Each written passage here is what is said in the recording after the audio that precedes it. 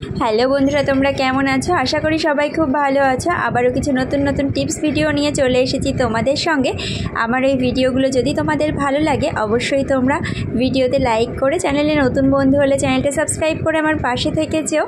তো দেখো বন্ধুরা, আমরা প্রত্যেকেই সংসারে কম বেশি কাজ করেই থাকি। তো সেই কাজগুলো যদি ছোট্ট ছোট্ট টিপসগুলো ফলো করে করি তাহলে কিন্তু আমাদের কাজগুলো অনেক বেশি সুবিধা আর অনেক বেশি সহজ হয়ে যায়। তা দেখো বন্ধুরা, বটি দিয়ে পেঁয়াজ কাটলে বা ছুরি দিয়ে পেঁয়াজ কাটলে কিন্তু পেঁয়াজটা অনেক সময় এরকম মোটা মোটা হয়ে যায়, কিন্তু আমাদের দেখা যায় অনেক সময় অনেক ঝুরি ঝুরি করে পেঁয়াজ কাটার প্রয়োজন হয়। তার জন্য কিন্তু আমরা এরকম সবজির খোসা ছাড়ানো যে পিলারগুলো হয় সেই দিয়ে যদি এমনি করে যদি পেঁয়াজটাকে কুচিয়ে নিই তাহলে কিন্তু দেখবে অনেক ঝিরিঝিরি করে আমাদের পেঁয়াজটা কুচানো হচ্ছে আর অনেকটা কিন্তু তাড়াতাড়িও হয়ে যায় বটি বা ছুরির থেকে। আর আমাদের কোনোভাবে কিন্তু কোনো হাত কেটে যাওয়ারও কোনো ভয় থাকে না। প্লিজ বন্ধুরা, টিপসটা ভালো লাগলে অবশ্যই ভিডিওতে একটা লাইক করে, চ্যানেলে নতুন বন্ধু হলে চ্যানেলটা সাবস্ক্রাইব করে আমার পাশে থেকে যে অবশ্যই ভিডিওটা ভালো লাগলে তোমরা যদি কোনোভাবে উপকৃত হও প্লিজ তোমরা অন্যদের সঙ্গে শেয়ার করে দিও, তাহলে কিন্তু তোমাদের পাশাপাশি তারাও খুব উপকৃত হবে। তো দেখো বন্ধুরা, কত সুন্দর কিন্তু ঝিরিঝিরি করে পেঁয়াজগুলো কাটা হচ্ছে। তো প্লিজ বন্ধুরা, এমনি করে কিন্তু তোমরাও বাড়িতে অবশ্যই ট্রাই করতে পারো। অনেক সময় ডিমের মধ্যে এত মোটা মোটা করে পেঁয়াজ দিলে না ডিম ভাজাটা হয় না, মানে কেমন পেঁয়াজগুলো মুখের মধ্যে শুধু পড়ে, বা কোনো কিছুতে পেঁয়াজ বেটে দেওয়ার দরকার হলে এইরকম ঝিরিঝিরি করে পেঁয়াজটা যদি আমরা পিলার দিয়ে কেটে দিই তাতেও কিন্তু আমাদের অনেকটাই সুবিধা হয়। পেঁয়াজগুলো অনেক তাড়াতাড়ি করে ভাজাও হয়ে যায় আর কিন্তু মশলার সাথে খুব সহজেই মিশে যায়। তাতে করে আমাদের মশলা বাটারও আর কোনো প্রয়োজন হয় না, এমনি করে কেটে দিলেই কিন্তু বেশ ভালো হয়। দেখো এখানে পেঁয়াজগুলো বটি দিয়ে কেটেছি, কত মোটা মোটা হয়েছে, আর এখানকার পেঁয়াজগুলো পিলার দিয়ে কেটে নিয়েছি, কতটা ডিফারেন্স দুটোর মধ্যে। তো চলো বন্ধুরা, তোমাদের সাথে পরের টিপসটা শেয়ার করি।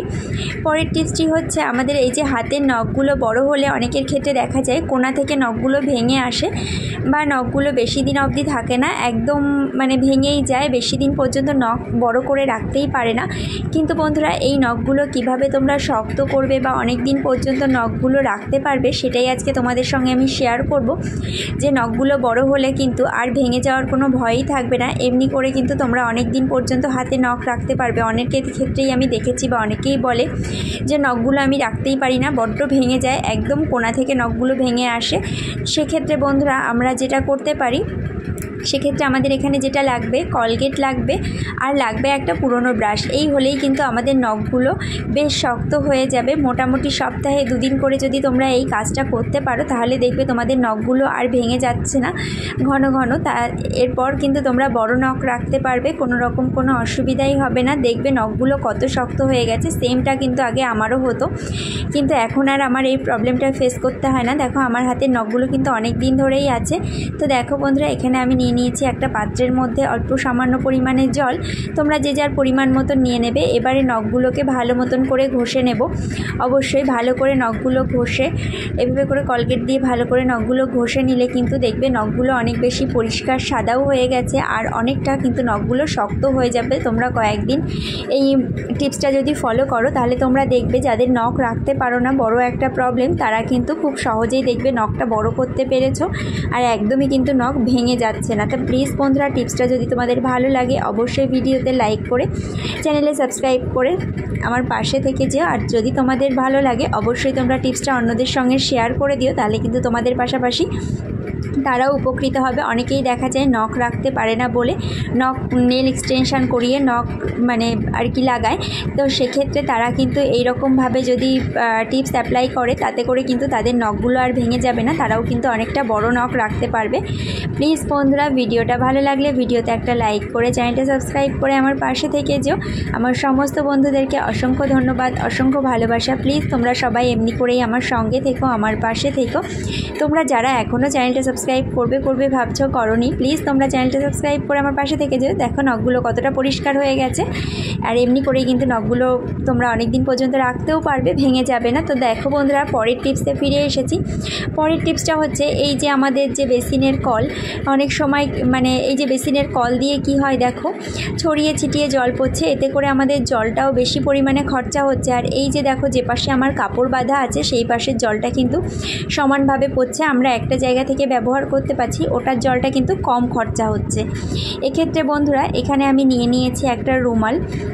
তো তোমরা যে কোনো কাপড় নিতে পারো। এই রুমালটাকে কি করব, এমনি করে কলের মুখের সাথে বেঁধে দেব।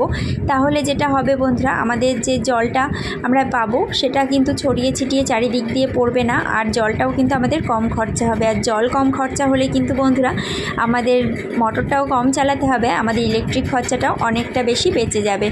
এখনকার দিনে কিন্তু ইলেকট্রিকের বিল আমাদের প্রচুর পরিমাণে আসতে প্রত্যেকের বাড়িতে। তো প্লিজ বন্ধুরা, টিপসটা যদি ভালো লাগে অবশ্যই টিপসটা অন্যদের সঙ্গে শেয়ার করে দিও।